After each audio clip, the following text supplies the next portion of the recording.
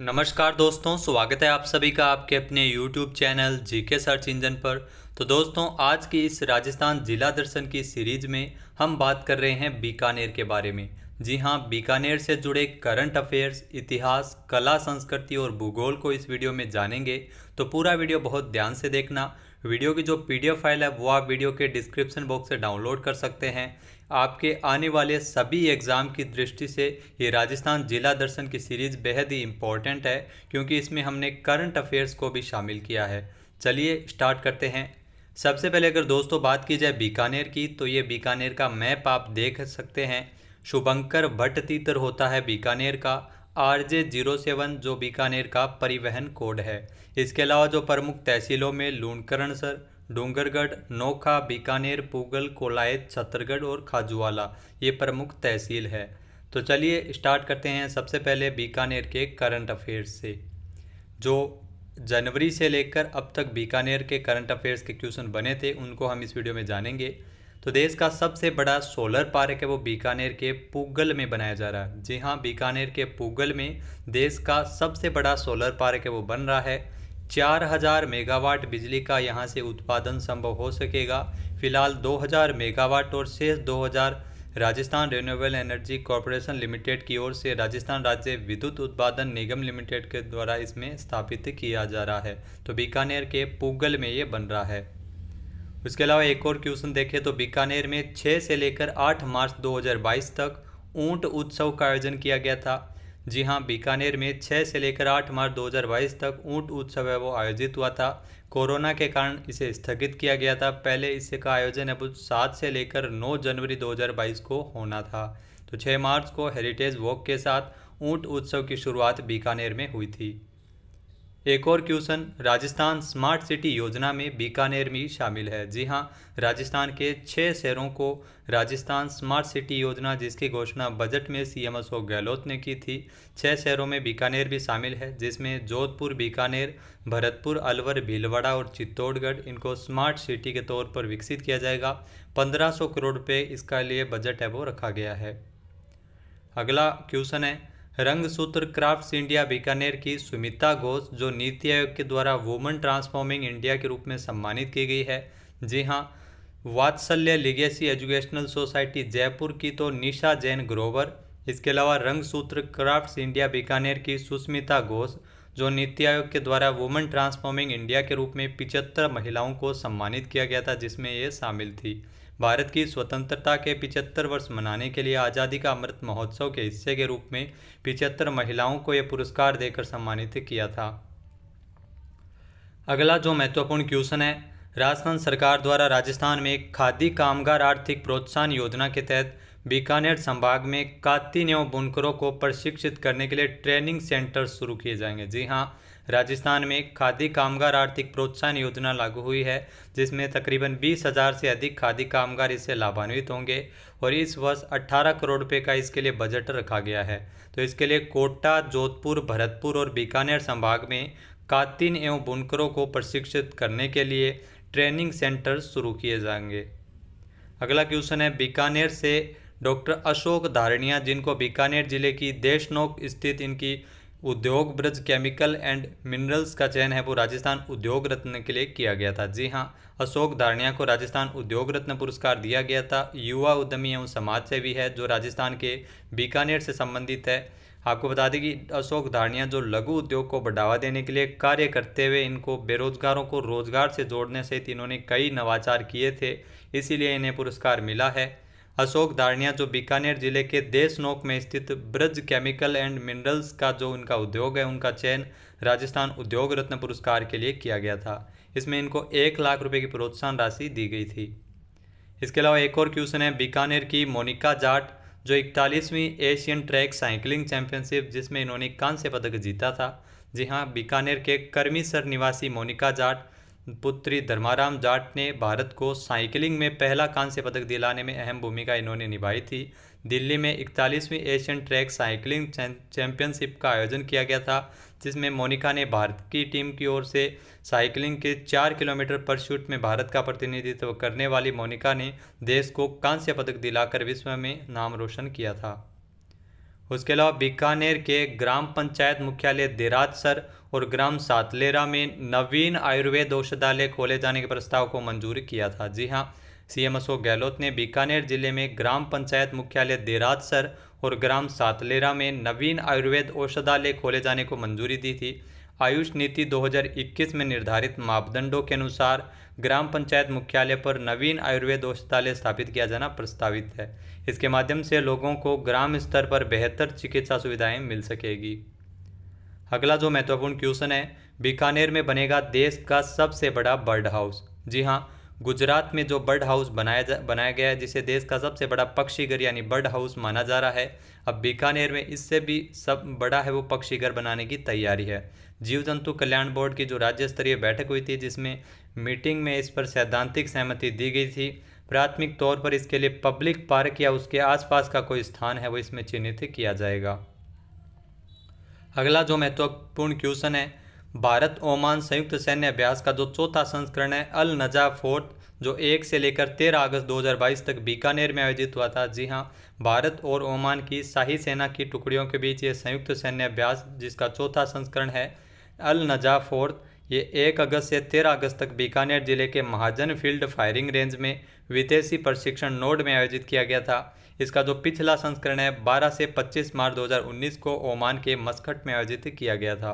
इसमें भारतीय सेना की तरफ से 18वीं मैक्सनाइट इन्फेंट्री बटालियन के सैनिक इसमें हिस्सा लिए थे, जबकि ओमान की शाही सेना इसमें शामिल हुई थी। मुख्य उद्देश्य भारतीय सेना और ओमान की शाही सेना के बीच रक्षा सहयोग स्तर को बढ़ावा देना है। अगला जो महत्वपूर्ण क्वेश्चन है, सीएम अशोक गहलोत ने जो मुख्यमंत्री में कोटा, बीकानेर और चूरू में वर्ल्ड क्लास इंक्यूबेशन सेंटर का लोकार्पण किया है। जी हाँ, वर्ल्ड क्लास इंक्यूबेशन सेंटर का लोकार्पण सीएम अशोक गहलोत द्वारा राजस्थान डिजी फेस्ट के दौरान किया गया था, जो 19 और 20 अगस्त को हुआ था।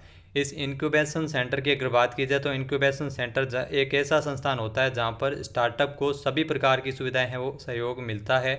इसके अलावा आपको बता दें कि जयपुर, उदयपुर और जोधपुर के बाद अब कोटा, बीकानेर और चूरू में भी ये सेंटर्स स्थापित किए गए हैं। इन सेंटर्स में आईटी के क्षेत्र में विशेषज्ञों का मार्गदर्शन और इसमें गाइडेंस भी मिलेगा। अगला जो महत्वपूर्ण क्वेश्चन है, साल 2023 का अंतर्राष्ट्रीय ऊंट उत्सव 14 और 15 जनवरी को राजस्थान के बीकानेर में आयोजित होगा। जी हाँ, बीकानेर में 14 और 15 जनवरी यानी अगले साल का अंतर्राष्ट्रीय ऊंट उत्सव का आयोजन किया जाएगा। पहली बार इसका आयोजन अब वो निर्धारित समय पर ही किया जा रहा है। पिछली बार कोरोना के कारण स्थगित हुआ था ये। जिला कलेक्टर भगवती प्रसाद कलाल ने अंतर्राष्ट्रीय ऊंट उत्सव में अधिक से अधिक देशी विदेशी पर्यटक इसके लिए जुड़ सके, इसके लिए निर्देश जारी किए हैं। अगला जो महत्वपूर्ण क्वेश्चन है, बीकानेर से चयनित शिक्षिका 5 सितंबर को शिक्षक दिवस के अवसर पर राष्ट्रीय स्तर पर सम्मानित होगी। जी हाँ, केंद्रीय स्कूल एवं शिक्षा विभाग ने 5 सितंबर को शिक्षक दिवस के अवसर पर राष्ट्रीय स्तर पर सम्मानित होने वाले शिक्षकों की सूची जारी की है, जिसमें राजस्थान से 2 शिक्षकों का चयन किया गया है, जिसमें मेवाड़ के उदयपुर से दुर्गाराम और बीकानेर से है शिक्षिका सुनीता। इनका चयन किया गया है। 5 सितंबर को दिल्ली में शिक्षक दिवस के अवसर पर सम्मान समारोह में इनको सम्मानित किया जाएगा। इनको आपको बता दें क्यों पुरस्कार मिला है, तो बीकानेर से शिक्षिका सुनीता जो राजकीय उच्च माध्यमिक विद्यालय बधिर विद्यालय में विज्ञान शिक्षिका के पद पर कार्यरत है, और ये मूक बधिर बच्चों के साथ विज्ञान शिक्षण के नवाचार के तहत इनको पुरस्कार के लिए चुना गया है। तो दोस्तों, अब बात करते हैं बीकानेर के इतिहास के बारे में। जी हाँ, सबसे पहले राव बीका की अगर बात की जाए, 1465 से लेकर 1504 ईस्वी तक इनका शासनकाल था। राव जोधा जो मारवाड़ रियासत के शासक थे, इनके 5वें पुत्र थे राव बीका। निम्बा, सातल, सूजा, बीका और बीता राव जोधा के पुत्र थे। 5वें पुत्र थे राव बीका। बीका ने कांदल एवं बिदा की सहायता से बीकानेर में राठौड़ वंश की स्थापना की। जी हाँ, बीकानेर में राठौड़ वंश के संस्थापक है राव बीका। 1465 ईस्वी में करणी माता के आशीर्वाद से जांगल प्रदेश में बीकानेर में राठौड़ वंश की इन्होंने नींव रखी थी। इनको बीकानेर के राठौड़ वंश का संस्थापक भी माना जाता है। 1472 ईस्वी में कोडमदेसर बीकानेर में बीका का राज्याभिषेक किया गया था 1472 ईस्वी में। इसके अलावा राव बीका जो बीकानेर के राजाओं का राजतिलक है वो जाट जाति की गोदारा शाखा के द्वारा किया जाता है, तो ये भी फैक्ट इम्पोर्टेंट है। जोधपुर के राजा सूजा के समय बीका ने जोधपुर पर आक्रमण किया था और राजकीय प्रतीक चिन्ह है वो प्राप्त किए थे।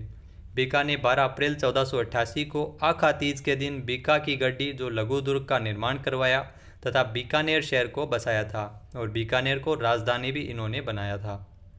उसके बाद राव बीका के बाद शासक बने थे राव लूणकरण, जो बीकानेर में राठौड़ वंश के शासक थे।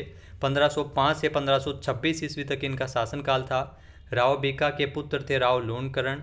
इतिहास में दानी शासक के रूप में काफ़ी प्रसिद्ध है। जी हाँ, बिट्टू सुजा के द्वारा जो लिखा गया ग्रंथ है राव जैतसिरो छंद, इसमें राव लूणकरण को कलयुग का कर्ण कहा गया है। तो क्वेश्चन बस यहीं से बनेगा, आप डेफिनेटली इसको रट लेना। कलयुग का कर्ण है वो राव लूणकरण को कहा गया है। इसके अलावा राव जैतसी, ये राव लूणकरण के पुत्र थे। पाहोबा का जो युद्ध हुआ था 1541 से 1542 के दौरान, राव जैतसी और मालदेव के सेनापति जैता और कुंपा के मध्य लड़ा गया था, जिसमें विजय राव मालदेव की जीत हुई थी, राव मालदेव की विजय हुई थी। राव जैतसी युद्ध लड़ते हुए शहीद हो गए थे। उसके बाद शासक बने थे राव कल्याणमल। 1542 से लेकर 1574 ईस्वी तक इनका शासनकाल था। राव जैतसी के पुत्र थे राव कल्याणमल। 1570 ईस्वी में जो अकबर ने नागौर दरबार लगवाया था, जी हाँ ये भी ध्यान रखना, इसमें शामिल हुए थे। राव कल्याणमल बीकानेर का प्रथम राजा जिसने नागौर दरबार में भाग लेकर अकबर की अधीनता स्वीकार की थी। जी हाँ, अकबर की अधीनता स्वीकार की गई थी राव कल्याणमल के द्वारा। राव कल्याणमल ने गिरी सुमेल के युद्ध में शेर शाह सूरी का भी साथ दिया था। इन्होंने अपनी पुत्री राजकुंवरी का विवाह अकबर से करवाया था। पृथ्वीराज राठौड़, ये राव कल्याणमल के पुत्र थे। तो यहाँ से क्वेश्चन है वह अपने एग्जाम में डेफिनेटली बनते हैं। तो पृथ्वीराज राठौड़ में ध्यान रखना, राजस्थानी साहित्य में पीथल के नाम से प्रसिद्ध थे। जी हाँ, राजस्थानी साहित्य में पीथल के नाम से प्रसिद्ध थे। अकबर के दरबारी कवि थे। पृथ्वीराज राठौड़ ने डिंगल में वेली कृष्ण रुक्मणीरी नामक ग्रंथ लिखा था। जी हाँ, ये काफ़ी चर्चित ग्रंथ है, डायरेक्ट यहाँ से क्वेश्चन बनता है। कवि दूरशाह आटा ने इस ग्रंथ को 5वां वेद और 19वां पुराण भी कहा है। इसके अलावा कर्नल जेम्स टोड ने 1000 घोड़ों का बल इस ग्रंथ के लिए कहा है और कई उपमा दी गई है। पृथ्वीराज राठौड़ को डिंगल का हेरोस भी कहा जाता है। डिंगल भाषा के लिए इनको डिंगल का हेरोस भी कहा जाता है। अकबर ने पृथ्वीराज राठौड़ को गागरोन का दुर्ग जागीर में दिया था। पृथ्वीराज की मृत्यु पर अकबर ने कहा था, पीतल सु मजलिस गई तान सेन सु राग, रीज खीज हंस बोलनो गयो बीरबल के साथ। तो ये अकबर ने कहा था पृथ्वीराज राठौड़ की मृत्यु होने पर। उसके बाद महाराजा राय सिंह है वो शासक बने थे। 1574 से 1612 ईस्वी तक इनका शासनकाल था। राव कल्याणमल के पुत्र थे। राजपूतान, इन्हें राजपूताने का कर्ण और मुगल दरबार का स्तंभ भी कहा जाता है। ये ध्यान रखना, दो उपाधि है इनकी, राजपूताने का कर्ण और मुगल दरबार का स्तंभ भी इनको कहते हैं। राय सिंह ने अपने पिता के साथ नागौर दरबार में भाग लिया था। अकबर ने राय सिंह को 1572 से 75 ईस्वी तक जोधपुर का प्रशासक भी नियुक्त किया था। अकबर के दरबार में मान सिंह के बाद दूसरा सबसे बड़ा विश्वसनीय हिंदू राजा थे राय सिंह। मुंशी देवी प्रसाद ने राय सिंह को राजपूताने का कर्ण कहा था। इसके अलावा जो आपको बता दें कि लूणकर्ण को भी कहा जाता है दानवीरता के कारण, और राय सिंह को भी कहा जाता है राजपूताने का कर्ण। इन्होंने अपने प्रधानमंत्री करमचंद की देखरेख में 1589 से 1593 ईस्वी तक जूनागढ़ दुर्ग का निर्माण करवाया था। राय सिंह ने राय सिंह महोत्सव एवं ज्योतिष रत्न माला नामक ग्रंथों की रचना की थी। राय सिंह प्रशस्ति का संबंध भी राय सिंह से ही है, जिसके जो रचयिता थे जैता या जैता भी जिन्हें जाना जाता है। राय सिंह के समय बीकानेर चित्रकला से संबंधित भगवत पुराण का चित्रण किया गया था। बीकानेर में शासक बने थे महाराजा दलपत सिंह। इनका शासनकाल 1612 से लेकर 1613 ईस्वी तक रहा था। ये राय सिंह के पुत्र थे महाराजा दलपत सिंह। जहांगीर ने इन्होंने अजमेर में कैद कर दिया था और मृत्युदंड की इनको सजा मिली थी। उसके बाद शासक बने थे महाराजा सूर सिंह। इनका भी शासनकाल 1613 से 1631 ईस्वी तक रहा था। राय सिंह के पुत्र थे। उसके बाद महाराजा करण सिंह है वो शासक बने थे बीकानेर में। 1631 से लेकर 1669 ईस्वी तक इनका शासनकाल रहा था। इनमें आपको बता दें कि सूर सिंह के पुत्र थे। 1644 ईस्वी में नागौर के अमर सिंह राठौड़, जी हाँ नागौर के अमर सिंह राठौड़ और महाराजा करण सिंह के मध्य मतीरे की राड़ हुई। डायरेक्ट क्वेश्चन पूछ लिया जाता है किसके बीच हुई, अमर सिंह राठौड़ और महाराजा करण सिंह के मध्य हुई थी, जिसमें करण सिंह विजयी हुए थे। 1644 ईस्वी में मतीरे की राड़ हुई थी। औरंगजेब ने करण सिंह को जांगलदर बादशाह की उपाधि प्रदान की थी। औरंगजेब के द्वारा इनको जांगलदर बादशाह की उपाधि दी गई थी। करण सिंह ने अटक से कटक तक चलाए गए औरंगजेब के अभियान को विफल कर दिया था। गंगानंद मैथिली जो करण सिंह के दरबारी कवि थे, जिन्होंने कर्ण भूषण और काव्य डाकिनी नामक ग्रंथों की रचना की थी। उसके बाद शासक बने थे महाराजा अनूप सिंह, जिनका शासनकाल 1669 से 1698 ईस्वी तक था। करण सिंह के पुत्र थे, संस्कृत भाषा के ज्ञाता थे और इनको विद्वानों का आश्रयदाता और जन्मदाता भी बीकानेर के इस शासक को कहा जाता है। औरंगजेब ने अनूप सिंह को माही मराठीव की उपाधि प्रदान की थी। जी हाँ, माही मराठीव की उपाधि है वो औरंगजेब ने अनूप सिंह को दी थी। यह क्वेश्चन भी एग्जाम में बहुत बार पूछा गया है। इनका काल बीकानेरी चित्रकला का स्वर्ण काल था, महाराजा अनूप सिंह का काल। इन्होंने अनूप विवेक, काम प्रबोध, गीत गोविंद टीका नामक ग्रंथ लिखे थे। भाव भट्ट है जो अनूप सिंह के प्रसिद्ध दरबारी कवि थे। भाव भट्ट के द्वारा भी अलग अलग ग्रंथ लिखे गए थे, जिसमें अनूप संगीत रत्नाकर, अनूप संगीत नुकोश और अनूप संगीत प्रकाश था। बीकानेर में उस्ता कला का सर्वाधिक विकास है वो अनूप सिंह के काल में हुआ था। उस्ता कला की शुरुआत महाराजा राय सिंह के समय हुई थी, लेकिन सर्वाधिक विकास अगर बात की जाए तो अनूप सिंह के समय हुआ था। ये औरंगजेब के राजनीतिक सलाहकार भी रह चुके हैं अनूप सिंह। इसके बाद शासक बने थे महाराजा जोरावर सिंह, जिनका शासनकाल 1734 ईस्वी से लेकर 1746 ईस्वी तक रहा था। महाराजा जोरावर सिंह जिन्होंने हुरडा सम्मेलन में भाग लिया था। जी हाँ, हुरडा सम्मेलन में इन्होंने भाग लिया था। हुरडा सम्मेलन का आयोजन है वो 17 जुलाई 1734 को किया गया था। 17 जुलाई 1734 ईस्वी में स्वाई जय सिंह ने हुरडा सम्मेलन का आयोजन किया था, जिसकी अध्यक्षता मेवाड़ के महाराणा जगत सिंह द्वितीय ने की थी। महाराजा जोरावर सिंह ने वैद्य सागर एवं पूजा पद्धति नामक ग्रंथ भी लिखा था। उसके बाद शासक बने थे महाराजा गज सिंह। 1746 से 1787 ईस्वी तक इनका शासनकाल था। जोरावर सिंह के ये चचेरे भाई थे महाराजा गज सिंह। मोहम्मद शाह रंगीला ने गज सिंह को 7000 का मनसब प्रदान किया था। जी हाँ, 7000 ही मनसब है वो मोहम्मद शाह रंगीला ने महाराजा गज सिंह को प्रदान किया था। मोहम्मद शाह ने गज सिंह को श्री राजराजेश्वर महाराजाधिराज शिरोमणि का खिताब भी दिया था और उन्होंने ही गज सिंह को माही बरातिव की उपाधि भी प्रदान की थी। बीकानेर में 1787 ईस्वी में महाराजा राज सिंह शासक थे, जिनका शासनकाल अल्प समय तक ही रहा था। उसके बाद शासक बने थे महाराजा सूरत सिंह। जी हाँ, इनका शासनकाल 1787 से 1828 ईस्वी तक रहा था। 1805 ईस्वी में सूरत सिंह ने भटनेर दुर्ग पर आक्रमण करते हुए भटनेर दुर्ग का नाम बदलकर, जिसे वर्तमान में हनुमानगढ़ के नाम से भी जानते हैं, हनुमानगढ़ दुर्ग रखा था। देशनोक जो बीकानेर में करणी माता का मंदिर है, उस मंदिर का निर्माण भी महाराजा सूरत सिंह ने करवाया था। 1814 ईस्वी में इन्होंने चूरू पर आक्रमण किया था और चूरू में जो गोला बारूद खत्म होने पर चूरू के राजा शिव सिंह ने बीकानेर की सेना पर चांदी के गोले दागे थे। ये भी ध्यान रखना, चांदी के गोले दागने वाला जो किला है चूरू का किला काफ़ी प्रसिद्ध है। 1818 ईस्वी में सूरत सिंह ने अंग्रेजों के साथ सहायक संधि कर ली थी। उसके बाद शासक बने थे महाराजा रतन सिंह। बीकानेर में इन्होंने रतन बिहारी मंदिर का निर्माण करवाया था। इनका जो शासनकाल है 1828 से 1851 ईस्वी तक रहा था। बीकानेर में सती प्रथा और कन्यावध पर रोक लगाने के प्रयास है वो रतन सिंह के द्वारा किए गए थे। तो ये आप फैक्ट आप ज़रूर ध्यान रखना, एग्जाम में काफ़ी बार यहाँ से डीपली क्वेश्चन पूछे जाते हैं। रतन सिंह ने विधवा पुनर्विवाह का समर्थन किया था।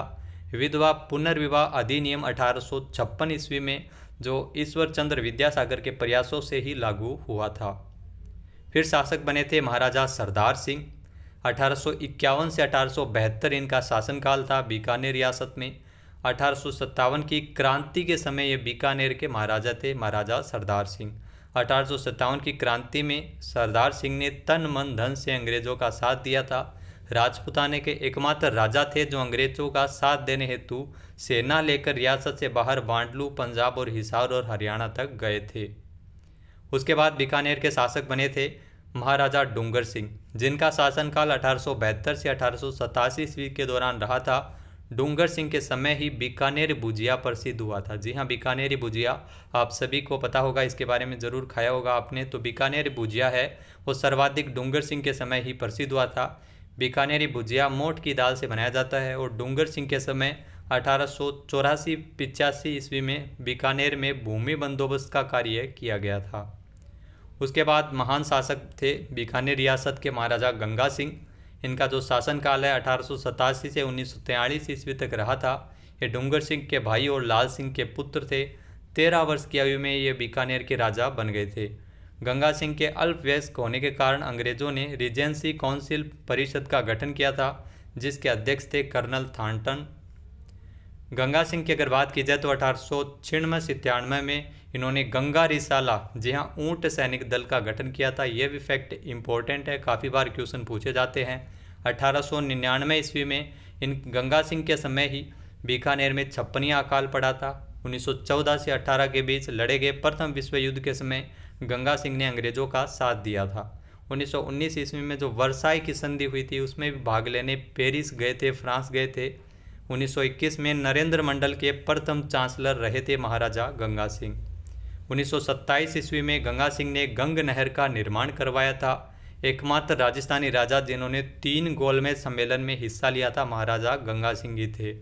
1932 ईस्वी में गंगा सिंह ने बीकानेर में सार्वजनिक सुरक्षा कानून लागू किया, जिसे बीकानेर का काला कानून भी कहा जाता है। गंगा सिंह ने बनारस हिंदू विश्वविद्यालय की स्थापना हेतु मदन मोहन मालवीय को सहायता प्रदान की थी। इसके अलावा गंगा सिंह को आधुनिक भारत का भागीरथ भी कहा जाता है। अत्याधुनिक न्याय प्रणाली का जनक भी इनको कहते हैं। गंगा सिंह के समय टेसिटोरी, जो उदीने गांव इटली बीकानेर चारण साहित्य पर शोध करने हेतु टेसिटोरी आए थे। इन्होंने वेली कृष्ण रुक्मणी ग्रंथ को उदीयमान किया था और पृथ्वीराज राठौड़ को डिंगल का हेरोस कहा था। टेसिटोरी की छतरी है वो बीकानेर में स्थित है। द्वितीय विश्व युद्ध जो 1939 से 45 के मध्य इन्होंने अंग्रेजों का साथ दिया था गंगा सिंह ने। गंगा सिंह के बाद महाराजा शार्दुल सिंह शासक बने थे, जो 1943 से 1947 ईस्वी तक रहे थे। ये बीकानेर रियासत के अंतिम महाराजा थे महाराजा शार्दुल सिंह। बीकानेर राजस्थान की पहली ऐसी रियासत थी जिसने सर्वप्रथम भारतीय संघ में शामिल होने को स्वीकृति प्रदान की थी। इसके बाद राजस्थान के एकीकरण के समय जो 30 मार्च 1949 ईस्वी को बीकानेर है वो राजस्थान में शामिल हो गया था और बीकानेर को जिले का दर्जा मिला था।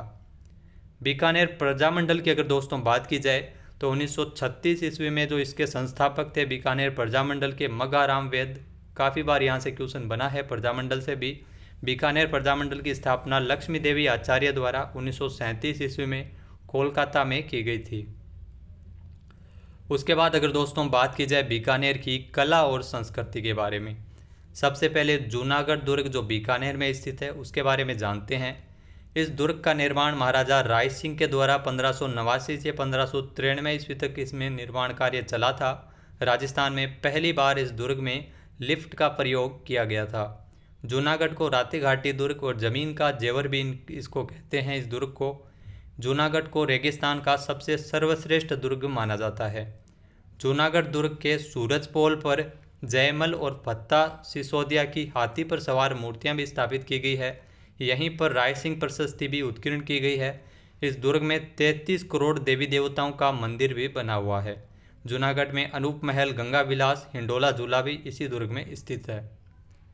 उसके बाद लालगढ़ पैलेस, इसका भी निर्माण महाराजा गंगा सिंह ने अपने पिता लाल सिंह की स्मृति में करवाया था।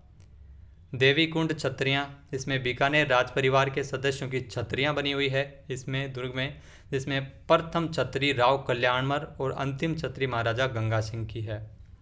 रामपुरिया हवेली कहाँ पर स्थित है? बीकानेर में है। बच्चावतों की हवेली भी बीकानेर में स्थित है और मोहता की हवेली बीकानेर में है। कोटरी हवेली और डागा की हवेली भी राजस्थान के बीकानेर में स्थित है। तो ये है प्रसिद्ध हवेलियाँ जो राजस्थान के बीकानेर में है। इसके अलावा हेरम्ब गणपति मंदिर, जी हाँ, इसमें गणेश जी मूषक पर सवार जो प्रतिमा है गणेश जी की इसमें दिखाया गया है। जो प्रतिमा है हेरम्ब गणपति मंदिर, ये भी बीकानेर में ही स्थित है। मंदिर की अगर बात की जाए तो 33 करोड़ देवी देवताओं का मंदिर है वो बीकानेर में है, जबकि 33 करोड़ देवी देवताओं की साल वो मंडोर जोधपुर में है। 33 करोड़ देवी देवताओं की नगरी पुष्कर अजमेर में है। तो ये फैक्ट भी काफ़ी इम्पोर्टेंट है। इसके अलावा भांडाशाह जैन मंदिर, इसका निर्माण जैन भांडाशाह द्वारा करवाया गया था। इसमें जैन धर्म जो 5वें तीर्थंकर थे सुमितनाथ जी की मूर्ति स्थापित की गई है। इस मंदिर की खास बात यह है कि इस मंदिर में जो दीवारों से घी की खुशबू आती है, इस मंदिर की नींव में घी और नारियल का प्रयोग किया गया था। लक्ष्मी नारायण मंदिर ये भी बीकानेर में है। रतन बिहारी जी का मंदिर बीकानेर में है। इसके अलावा पूर्वोश्वर महादेव मंदिर ये भी बीकानेर में स्थित है।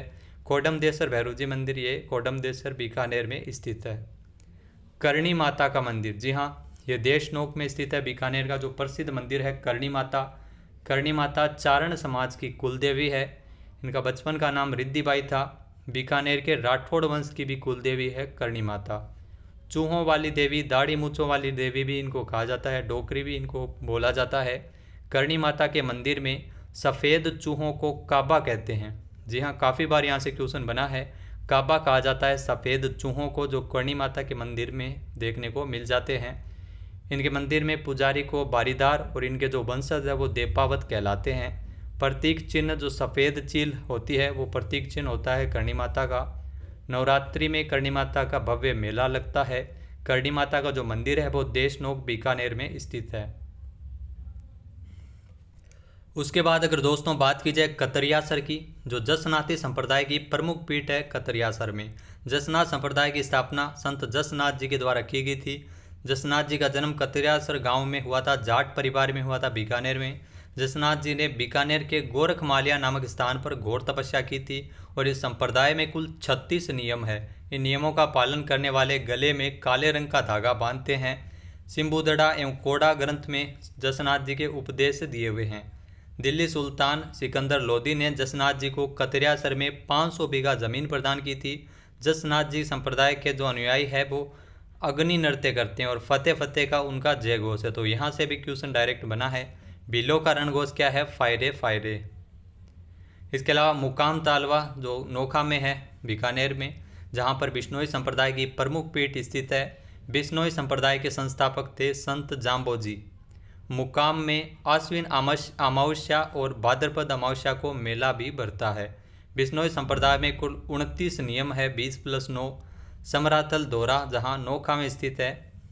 इसके अलावा बिश्नोई संप्रदाय के जो संस्थापक जाम्बोजी ने यहाँ पर तपस्या की थी समराथल दोरा में, और यहीं पर 20+9 नियमों पर आधारित बिश्नोई संप्रदाय की नींव भी 1485 ईस्वी में रखी गई थी।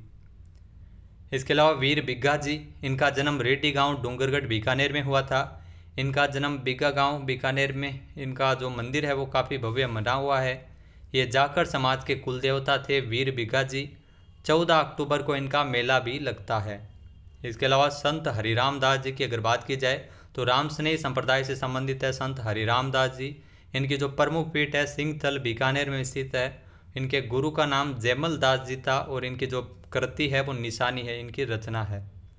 अलखिया संप्रदाय, इनका जो प्रमुख पीठ है अलखिया संप्रदाय की वो बीकानेर में स्थित है। इस संप्रदाय की स्थापना चूरू जिले में जन्मे स्वामी लालगिरी के द्वारा की गई थी। लालगिरी जी के द्वारा अलखिया संप्रदाय की स्थापना की गई थी। इस संप्रदाय का प्रमुख ग्रंथ है अलग स्तुति प्रकाश। इसके अलावा रम्मत एक लोक नाट्य है। बीकानेर में रम्मतों का आयोजन है वो पाटों पर किया जाता है और पाटा संस्कृति बीकानेर के ही देन है। बीकानेर में आचार्यों का चौक है वो रम्मत के लिए काफ़ी प्रसिद्ध है। उस्ता कला, ये कला भी लाहौर से राजस्थान आई थी। ऊंट की खाल पर की गई चित्रकारी को उस्ता कला कहते हैं। इसके कलाकार उस्ताद कहे जाते हैं। उस्ता कला का सर्वाधिक विकास है वो महाराजा अनूप सिंह के समय हुआ था। बीकानेर में प्रसिद्ध कलाकार हिसामुद्दीन उस्ता, जिन्हें 1986 में पद्मश्री पुरस्कार मिल चुका है। इलाही बख्श ने महाराजा गंगा सिंह का चित्र भी बनाया था।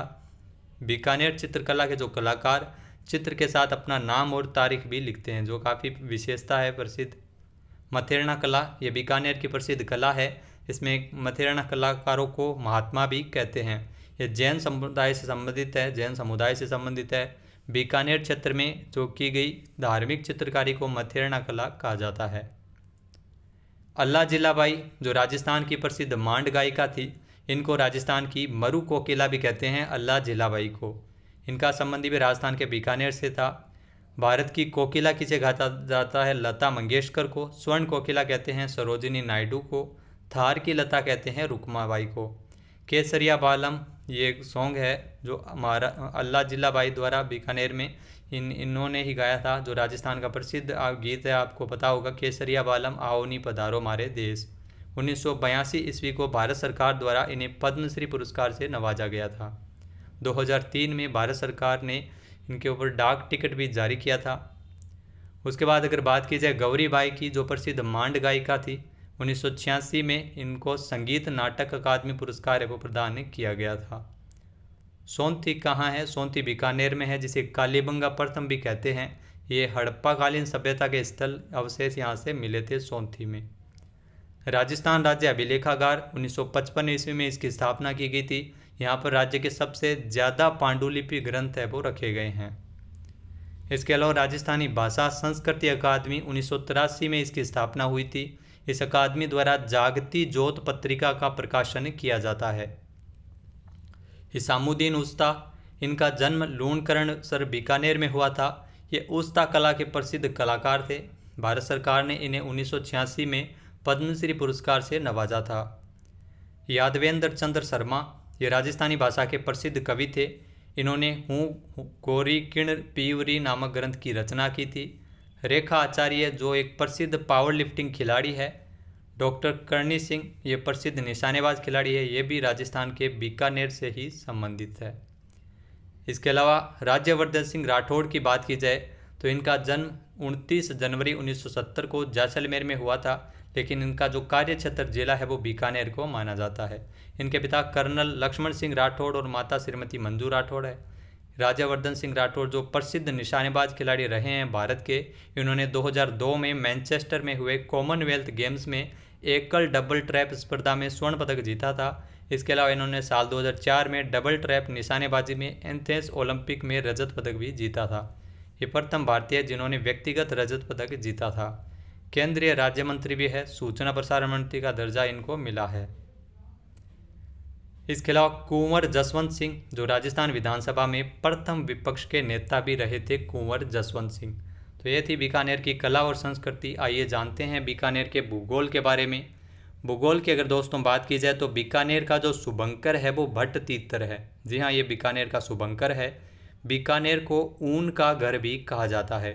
बीकानेर की जो अंतर्राष्ट्रीय सीमा है जो पाकिस्तान के साथ लगती है 168 किलोमीटर है। बीकानेर क्षेत्रफल की दृष्टि से राज्य का तीसरा सबसे बड़ा जिला है। बीकानेर का क्षेत्रफल 27,244 वर्ग किलोमीटर है। अंतर्राष्ट्रीय सीमा से सर्वाधिक दूरी पर स्थित है बीकानेर। बीकानेर और चूरू जिले में कोई भी नदी नहीं बहती है। ये बहुत बार क्वेश्चन पूछा गया है। एशिया की जो सबसे बड़ी ऊन की मंडी है, ऊन मंडी बीकानेर जिले में स्थित है। ऊन विश्लेषण प्रयोगशाला ये भी बीकानेर में ही है। उर्मुल डेयरी भी बीकानेर में स्थित है। इसके अलावा केंद्रीय ऊंट अनुसंधान केंद्र ये बीकानेर में स्थित है और केंद्रीय खजूर अनुसंधान केंद्र भी राजस्थान के बीकानेर में है। तो दोनों ही इम्पोर्टेंट है आपके लिए। इसके अलावा रानेरी जो देश की प्रथम निजी क्षेत्र में स्थापित लिग्नाइट परियोजना है जो बीकानेर में रानेरी में है। झज्जर ये राज्य की प्रथम निजी क्षेत्र की स्थापित होहोबा जोजोबा परियोजना है। पलाना जो लिग्नाइट उत्पादन क्षेत्र है बीकानेर में। बरसिंगसर ये लिग्नाइट उत्पादन क्षेत्र है, ये भी बीकानेर में स्थित है। इसके अलावा लिग्नाइट उत्पादन की सबसे बड़ी खान जो बिसरासर बीकानेर में है। बिदासर में तांबा उत्पादन क्षेत्र है बिदासर। लूणकरणसर मूंगफली का अत्यधिक उत्पादन होने के कारण लूणकरणसर को राजस्थान का राजकोट भी कहा जाता है। लूणकरणसर झील ये राजस्थान के बीकानेर में स्थित है। गजनेर झील भी बीकानेर की है और यह झील दर्पण के समान चमकती हुई प्रतीत होती है। इसके अलावा ऊंट महोत्सव का आयोजन है वो बीकानेर में किया जाता है। डोलामारू होटल है वो बीकानेर में आरटीडीसी द्वारा संचालित होटल है। कैमल मिल्क डेयरी, जी हाँ कैमल मिल्क डेयरी है, ऊंट मिल्क की डेयरी है वो बीकानेर में स्थित है। जोहड़बीड़ बीकानेर जहाँ पर घोड़े की चेतक नस्ल के वंशज है वो तैयार किए जाते हैं। जो घोड़े की नस्ल है चेतक नस्ल, उसके जो वंशज है वो जोहड़बीड़ बीकानेर में तैयार किए जाते हैं। चेतक परियोजना गंगानगर बीकानेर जैसलमेर बाड़मेर में 1962 ईस्वी की सड़क परियोजना जो संचालित की जाती है। कंवरसेन लिफ्ट नहर, जी हाँ कंवरसेन लिफ्ट नहर है जिसे बीकानेर की जीवन रेखा भी कहते हैं। इंदिरा गांधी नहर जो राजस्थान की जीवन रेखा है, ये आप ध्यान रखिएगा। इसके अलावा कोलायत झील ये बीकानेर की मीठे पानी की सबसे बड़ी झील है। यहाँ पर सांख्य दर्शन के जो प्रवर्तक कपिल मुनि का आश्रम भी स्थित है कोलायत झील के किनारे। यहाँ प्रतिवर्ष कार्तिक पूर्णिमा को मेला भरता है। यहाँ पर दीपदान की परंपरा है और यहाँ 52 घाट बने हुए हैं। इसके अलावा गजनेर अभयारण्य ये भी बीकानेर में स्थित है जो बटबड़ पक्षी के लिए विश्व प्रसिद्ध है। गजनेर अभयारण्य, इस पक्षी को रेत का तीतर भी कहते हैं, जो बटबड़ पक्षी को। जामसर, जहाँ पर जिप्सम की सबसे बड़ी खान स्थित है बीकानेर में जामसर में। जैतून रिफाइनरी, लोणकरसर बीकानेर में स्थित है जैतून रिफाइनरी। इसके अलावा बीकानेर का जो परिवहन कोड है RJ07। तो दोस्तों ये थे बीकानेर से जुड़े बीकानेर जिला दर्शन, जिसमें हमने जाना करंट अफेयर्स, कला संस्कृति, इतिहास और भूगोल। वीडियो आपको कैसा लगा हमें कमेंट बॉक्स में ज़रूर बताइएगा। चैनल पे नए हैं, सब्सक्राइब नहीं किया है तो अभी सब्सक्राइब बटन पे क्लिक करें। बेल आइकन भी प्रेस जरूर कीजिए ताकि वीडियो से जुड़ा हर नोटिफिकेशन आपको सबसे पहले मिल सके। मिलते हैं अगले वीडियो में एक और जिला दर्शन के साथ।